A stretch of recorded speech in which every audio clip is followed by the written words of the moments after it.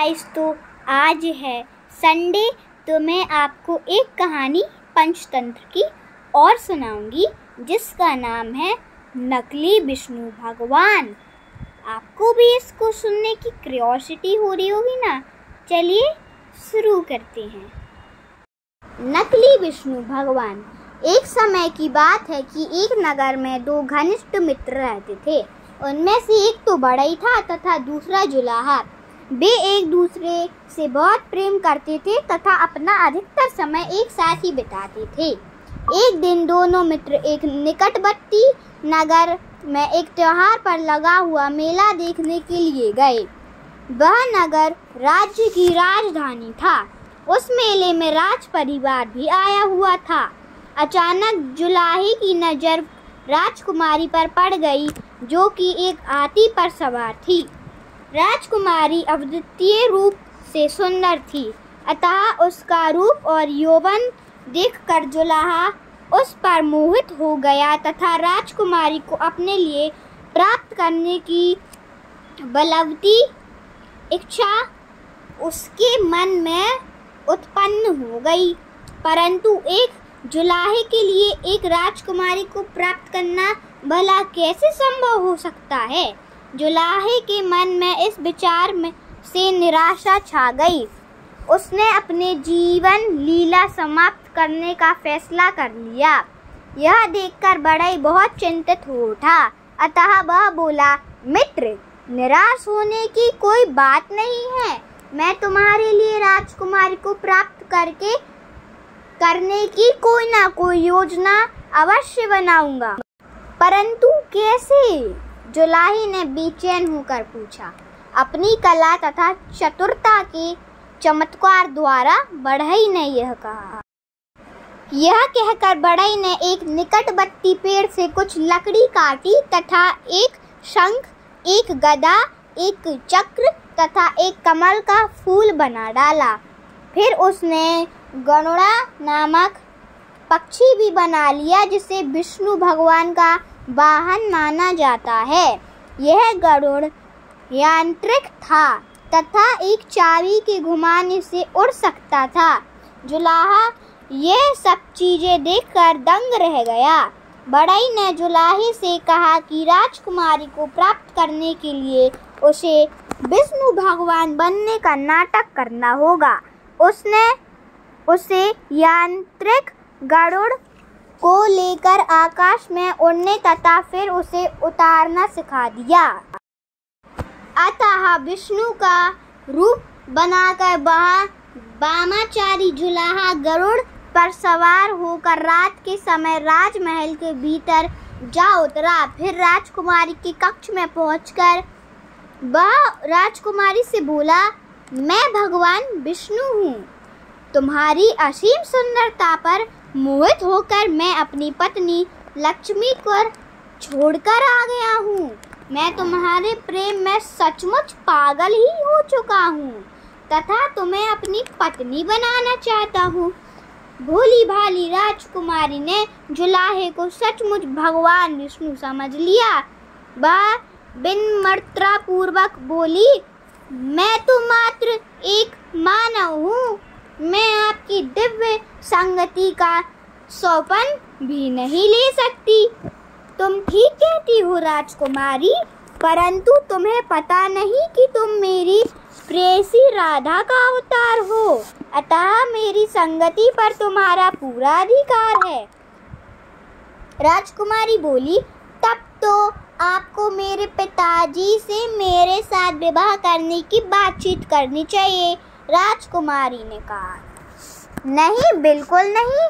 हर मनुष्य को मुझे मेरे दिव्य रूप में देखने का अधिकार नहीं है। मैंने तुम्हारे प्रति अपने प्रेम के कारण तुम्हें यह अधिकार दिया है, अतः जो मैं चाहता हूँ वही करो, नहीं तो पूरे राजकीय परिवार को नष्ट कर दूंगा। नकली विष्णु ने कहा। राजकुमारी भयभीत हो गई तथा नकली विष्णु की इच्छा को पूरा करने के लिए तैयार हो गए। दोनों ने एक दूसरे की संगति में आनंद पूर्वक रात्रि बिताई। दिन चढ़ने से पहले ही नकली भगवान विष्णु बना हुआ जुलाहा गरुड़ा पर सवार होकर उड़ गया। सुबह सवेरे राजकीय दासियां राजकुमारी के कक्ष में उनकी सेवा के लिए आईं। उसकी हालत देखकर वे समझ गई कि उसने रात्रि किसी पुरुष की संगति में बिताई थी। शीघ्र ही इस बात का पता रानी को भी चल गया। वह राजकुमारी के पास आई तथा उससे सच्ची बात बताने को कहा। राजकुमारी ने सारी घटना का ब्यौरा अपनी माता को दे दिया। यही नहीं, उसने अपने माता पिता से यह भी कहा कि वे अगली रात को अपनी आंखों से सब कुछ देख ले। रात पड़ने पर राजा तथा रानी यह देखकर चकित रह गए कि उनकी लाडली बेटी ने जो कुछ भी बताया था वह सत्य था। राजा ने सोचा कि वह विष्णु भगवान से स्थापित हुए इस नाते का पूरा लाभ उठाएगा। अतः उसने निकटवर्ती सभी राजाओं और शासकों को विजित करने के लिए अपने दामाद भगवान विष्णु की सहायता प्राप्त करने का निश्चय कर लिया। यह देखकर राजा के सभी शत्रु एकजुट हो गए तथा राजा का उन पर विजय प्राप्त करने का सपना अधूरा ही रह गया। अपने पिता की सारी योजना को असफल होते देखकर राजकुमारी ने अपने पति से अपने पिता के लिए मदद मांगी। धूर्त जुलाहे ने उसे विश्वास दिलाते हुए कहा, तुम तनिक भी चिंता ना करो, मैं तुम्हारे पिता की सारी शत्रुओं को मिटा कर रख दूंगा। दिन बीतते गए परंतु राजकुमारी के पिता को विजय कहीं भी नजर न आई। इसके विपरीत वह पराजय के कगार पर खड़ा दिखाई देने लगा। उसके सभी शत्रुओं ने साझा मोर्चा बना लिया था तथा उन्होंने उसका वह घर भी घेर लिया था जिसमें उसका महल था। राजकुमारी के बार बार प्रार्थना करने पर जुलाहे ने नकली विष्णु का अपना रूप राजा को शत्रुओं को दिखाने का निश्चय किया ताकि वे भयभीत हो जाएं। अतः उसने राजा को कहा कि वह अपने शत्रुओं से अंतिम युद्ध की तैयारी आरंभ कर दे। जुलाहे के मन में दो बातें घूम रही थी। एक तो यह कि संभव है शत्रु उसे विष्णु भगवान के रूप में देखकर हिम्मत हार जाए और दूसरी यह कि वह युद्ध में वीरगति को प्राप्त हो जाए तथा इस प्रकार उसे उस छल का दंड मिल जाए जो उसने राजकुमारी के साथ किया था। विचित्र बात यह है कि वैकुंठ में बैठे विष्णु भगवान यह सब कौतुक देख रहे थे। उन्होंने सोचा, यदि ये जुलाहा मारा गया तो पृथ्वी के लोगों को मेरी शक्ति पर विश्वास ही नहीं होगा। अतः मुझे जुलाहे के शरीर में प्रविष्ट होकर राजकुमारी के पिता के लिए विजय प्राप्त करनी चाहिए। ऐसा सोचकर असली भगवान विष्णु ने अपने वाहन गरुड़ को बुलाया तथा उसे आदेश दिया कि वह जाकर जुलाहे के यांत्रिक वाहन में प्रवेश कर जाए। परिणाम यह हुआ कि राजकुमारी के पिता को शानदार जीत प्राप्त हुई। राजा वास्तव में बहुत ही प्रसन्न था, परंतु जुलाहा अत्यंत भयभीत था क्योंकि यह विजय को अकस्मात ही हुई थी। वह डरता था कि यदि फिर कभी ऐसे खतरा सामने आ गया तो वह अवश्य ही पकड़ा जाएगा।